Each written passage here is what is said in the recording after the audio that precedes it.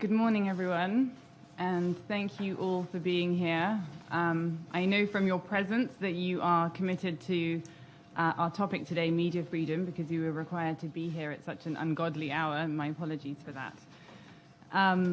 It is great to see so many ministers, journalists, civil society members here today, including many familiar faces. I should explain that the Foreign Secretary of the UK, for reasons that you may surmise, had to go back to London. But I'm delighted to say that Lord Ahmed, the Minister of State for the Commonwealth and the United Nations, is here with us and will be addressing you all in a little while. And actually, can I start by inviting Lord Ahmed to introduce the panel, and then we'll hear from each of the speakers in turn. There will be time for questions and answers over the last half hour of our session today. Thank you, Amal, and Your Excellencies, distinguished guests, ladies and gentlemen. It's my immense pleasure to be here and delighted to be joined by Amal Clooney, who's the Special Envoy for the UK on the issue and the important issue of media freedom. And in the time since the conference and the lead up to the conference that we held over the summer in London, I pay tribute to how she's worked tirelessly on this primary objective and priority for the UK government. At this time, I'd also, and I'm truly delighted to welcome on the panel this morning, His Excellency, the Prime Minister of Sudan, who really epitomizes how change can happen very quickly. Just before we came in, I remember visiting Khartoum not so long ago, and what we've seen happen on the ground so rapidly is a tribute to how civilian rule can be instigated, and I'm sure we're very much looking forward to his contribution this morning. Thanks to the efforts of his government, for the first time in 3 decades, Sudan's journalists will be free to report without fear or favour. I'm also delighted that we would like to invite His Excellency Dr. Abdallah Hamdok, Prime Minister of Sudan, to address you. Thank you very much, Chair, and good morning, everybody. Distinguished panel members, distinguished delegates, participants, media representatives here present. It is indeed an honor and a great pleasure to be with you this morning and to address you on this important topic on media freedom. This would never have been possible a few months back. Thanks to the Sudanese people who made this possible, but thanks also to our friends all over the world who stood with us. Starting, I would like to appreciate and commend the role of the UK and Canada for initiating the global campaign to champion media freedom. I would never have thought of a better place or forum in introducing the new Sudan than this. The struggle of the Sudanese people is essentially struggle for democracy and freedom. It has been a peaceful revolution that lasted for over 3-4 months, and every time we thought it's dying down, it surprised us with its resolve, determination, and resilience until we got rid of the dictatorship. Our revolution slogan is freedom, peace, and justice, and we strive to exactly implement that.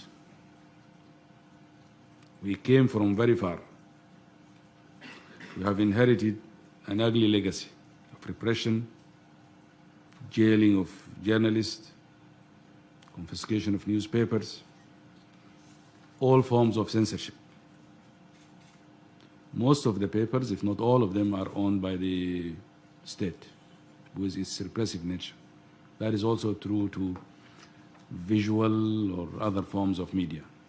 Extremely repressive environment.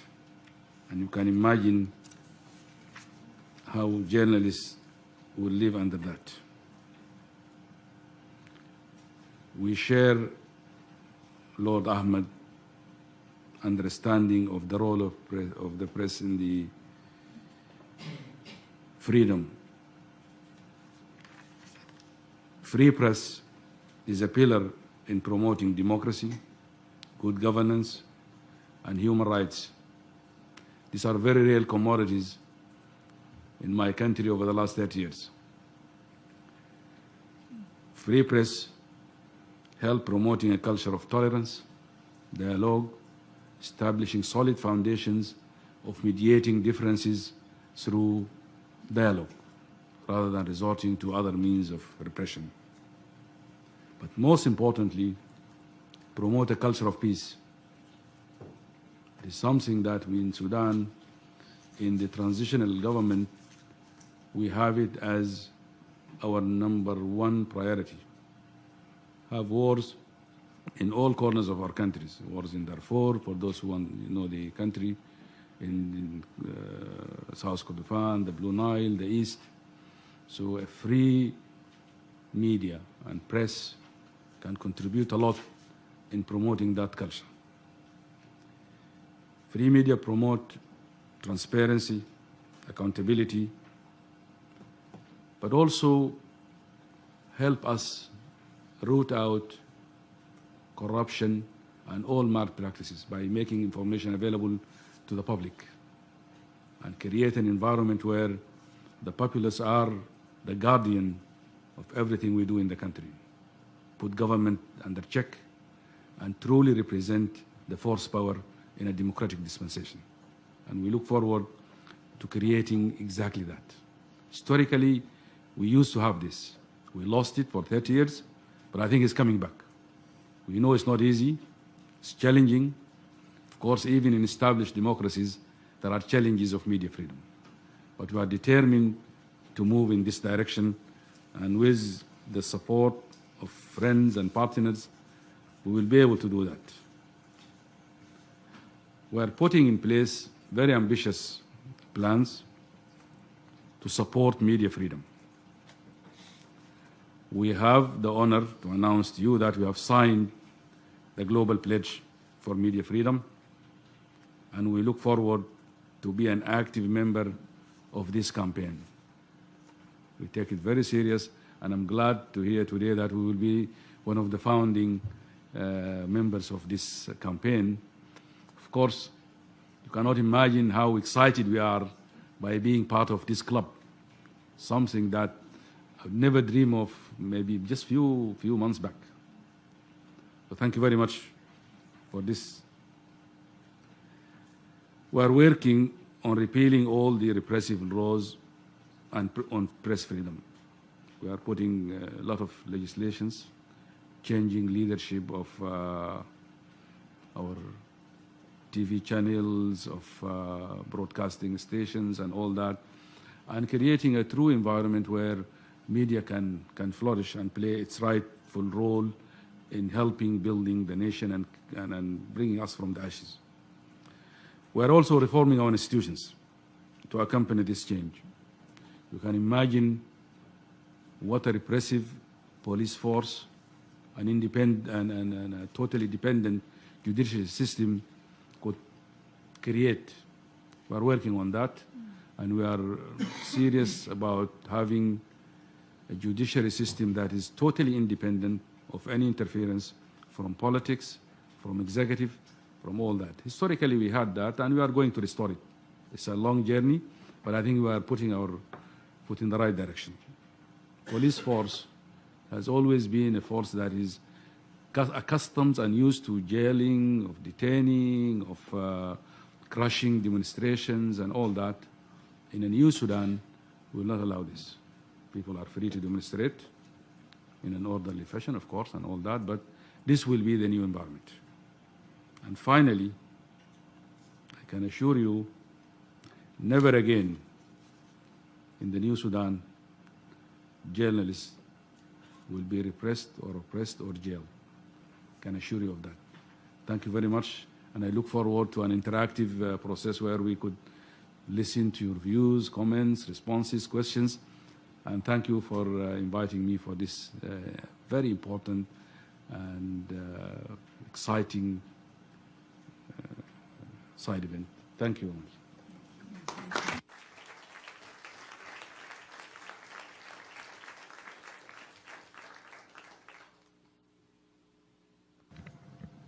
Thank you so much, Mr. Prime Minister. I'm sure I speak for everybody here today when I say that we are all supporting you at a time of great hope for Sudan.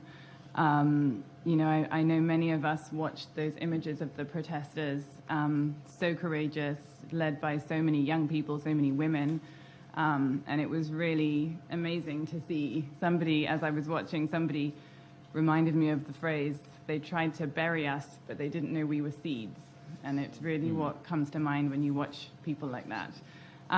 So we wish you the best. We are here to offer any support in your important transition towards democracy and freedom. And we're really happy to hear what you have in mind. You know, we always hear the first thing a dictator does when they come to power is muzzle and silence the press. So it's great to hear that when a state is actually transitioning the other way, the first thing they want to do is free the press, and that makes sense. So great to hear your remarks. I'd now like... Yeah. Okay, good. Perfect. My name is Mark Nelson. I'm the director of the Center for International Media Assistance at the National Endowment for Democracy in Washington. I have a question for the Prime Minister. Do you feel like you're getting the kind of support you need for the legal reforms and changes that your country needs to make? One of the things that we noticed in looking at the support for media development across the world is that international donors who put together $147 billion a year for development only give about 0.3% of that for media development. So out of that 147 billion, there's only about 500 million going to the changes that countries like yours need to make. Do you think we're doing enough, and do you think we can get more of the funding that goes to development to be dedicated to media issues and to media reforms that are needed in countries like yours? Thank you. Do you want to go ahead and answer? Are there any other, can we collect any other questions specifically directed to the Prime Minister and then give him a chance to respond? Yes. Hello, sorry. My name is Jamie Angus. I'm the director of the BBC World Service Group. And I just welcomed what the Prime Minister said about reinforcing broadcasting rights in Sudan. And Sudan have entered into dialogue about restoring the BBC World Service's FM broadcasts in the country, which have been missing for a number of years.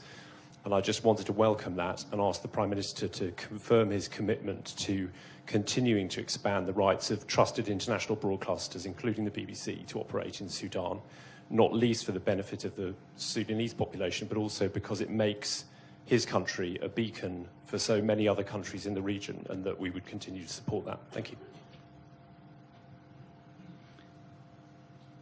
Prime Minister, could I ask you to respond, please?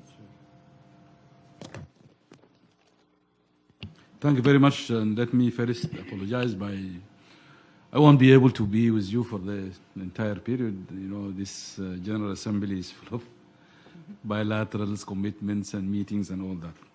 On the first question from Mark on the support for legal reform and particularly for the media part of it, you are absolutely right. There's very little resources going into supporting journalists and media freedom and all that. And I think if we are to get that media which is free and equipped and all that, we need to change this mentality and focus.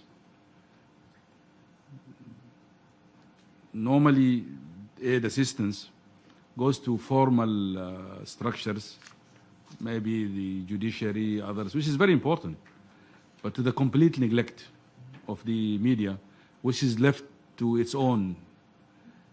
And the paradox is, in the current climate of cyber space, the electronic media and all that, journalism as we've known it is really under attack and seriously underfunded, under-resourced and all this. So I'm sure we need to work on this. And that can only happen through building an alliance. All of us, society, public opinion at large in the West, to revisit the priorities of the aid business and how it works. So I think we need that orientation, and I think this campaign should take on board some of this agenda and put it firm in the work of the campaign, Amal. On the issue, Jeremy from the BBC, yes, I can assure you, BBC, of course, you know, it's back. I grew up in Sudan in the 60s and the 70s, where the BBC radio was probably the only source of international information for people. And the paradox, years after that, BBC was prohibited from broadcasting from Sudan, and people were not having access to that. Today we restored it. But more than that, and another news on this, we have also restored the Radio Monte Carlo, which was also banned from Sudan for so many years. So we are very determined to create an environment that is open and allow journalists unfettered access to information, but also to reporting anywhere. This is actually, we are not giving them any kind of privilege. It is good for our people. Free society, free people can only be productive, can be useful in their own life, but also for society. So I'm doing it precisely because of that. Even another one, I'm sure you know that Al Jazeera was banned for a short period. They are back now. So this is something that we feel very strongly about, and we will definitely uphold this. But Amal, if I may just make one or two remarks as a conclusion, then I can leave you. I think from what I heard and from what we lived through, we know that democracy worldwide is under attack. And it is up to us to defend it. But we know so well the beauty of democracy has the ability of correcting itself. With whatever challenges, and maybe it can get messy, and I'm not seeing that Sudan will suddenly, because of this change, will rise and become a full-fledged democracy the following day. It's a messy process, but we are prepared to go through it, because it is the only way that assures ourselves and our people that this is the way we can have a society that at ease with itself and peaceful and all that. I think we know also democracy is an unfinished business. There is no finished model that you could just import it. I wish there is one. You just take it out of a paper and then unfold it. Societies has to rise and fall in this process, and we are happy to take that journey with all its challenges and problems. We wish and we hope, and I'm sure our friends and partners could help us with this. Not only resources, but also sharing of experiences, just an experience, and how this thing can be inspiring. Training of young journalists and seeing the beauty of working in an open environment. But to conclude, I would just like to reiterate my earlier opening remarks that in a new Sudan, never again we will jail journalists. Thank you so much, and wish to see you in Sudan. Come and report from our society there, our failures and our successes. Thank you very much.